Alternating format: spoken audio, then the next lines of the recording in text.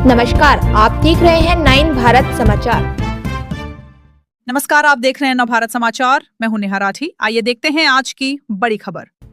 उत्तर प्रदेश के बाराबंकी जिले में एसडीएम हैदरगढ़ राजेश विश्वकर्मा एक बार फिर मानवता की मिसाल बनकर सामने आए। दहला पंचायत के सरैया डी निवासी रमेश 35 वर्ष की सड़क हादसे में मौत के बाद उनका परिवार आर्थिक तंगी से जूझ रहा था। यह जानकारी मिलते ही एसडीएम राजेश विश्वकर्मा ने तुरंत कदम उठाया। थाना अध्यक्ष लोनी कटरा अभय मौर्य से सूचना मिलने पर एसडीएम ने मृतक की बुजुर्ग मां रामरती, पत्नी वंदना, एक बेटी जीवी और 2 पुत्र आयुष व अनिकेत को अपने कार्यालय बुलाया। यहाँ उन्होंने कृषक दुर्घटना बीमा योजना, पारिवारिक लाभ योजना, बाल सेवा योजना में आवेदन कराकर त्वरित कार्रवाई के निर्देश हल्का लेखपाल को दिए। एसडीएम राजेश विश्वकर्मा ने परिवार को भरोसा दिलाया कि तीनों बच्चों की शिक्षा दीक्षा की पूरी जिम्मेदारी वे खुद उठाएंगे। इससे पहले वे 3 बेटियों राधिका, अनुराधा व एक अन्य को गोद लेकर उनकी शिक्षा और भविष्य संवारने की पहल कर चुके हैं। दहिला का मजरा है।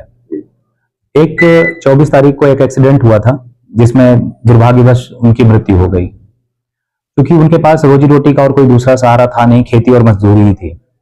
तो एक संकट ये उनके सामने आ गया कि घर का जीवन कैसे चले। उनकी परिस्थिति के बारे में इंस्पेक्टर लोनी कटरा अभय मौर्य जी को पता चला। उन्होंने तत्काल मुझसे बात की कि सर इस परिवार की क्या मदद की जा सकती है। मैंने कहा कि उनको परिवार सहित मेरे कार्यालय में आप लेकर के आए। इंस्पेक्टर साहब ने उनके परिवार को मेरे पास भेजा। जब मैंने देखा तो लगा कि वाकई उनके परिवार की जो स्थिति है बहुत अच्छी नहीं है। बच्चों के पास स्वेटर नहीं थे, पैर में जूते नहीं थे। एक बच्चा काफी समय से चोटिल था, उसको इलाज नहीं मिल पा रहा था।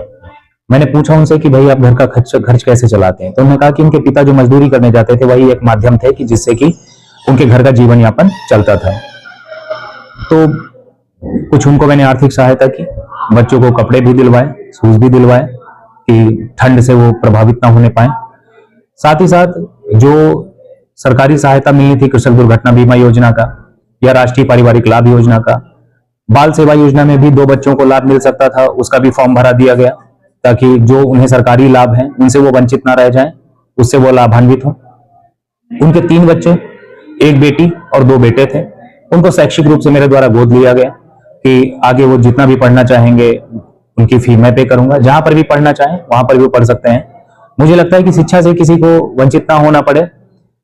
अभाव जो उनके मस्तिष्क में चेतना है उसके प्रभाव को छोड़ने पर वो अभाव बाधक ना बने, धन बाधक ना बने, यही मेरी इच्छा है। और इसी को सोच करके मैं काम करता हूं कि कहीं पर कोई ऐसा बच्चा है जिसको लगता है कि नहीं वो जीवन में कुछ आगे बढ़ सकता है, पैसे उसके मार्ग में बाधक ना बने। ईश्वर किसी को देता है तो इसलिए नहीं देता कि उसको हम बैंक में रख लें, उसको हम जाकर के कहीं और एफडी करा लें। मुझे लगता है अपनी क्षमता से ज्यादा या हमारी आवश्यकता से अधिक जब ईश्वर देता है तो इसलिए देता है कि हम दूसरों की मदद कर सकें।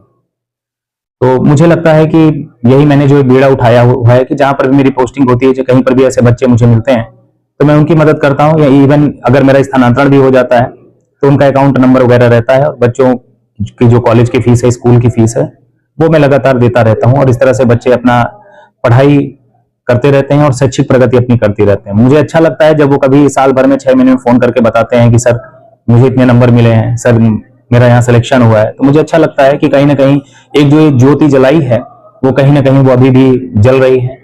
और ईश्वर से बस यही कामना है कि ऐसे बच्चे ईश्वर उनको काफी आगे बढ़ाए और वो जीवन में अपना नाम रोशन कर सकें, अपने माता पिता का नाम रोशन कर सकें, अपने समाज का नाम रोशन कर सकें, अपने जन्म स्थान का नाम रोशन कर सकें, भारत देश का नाम रोशन कर सकें। यही कामना है मेरी।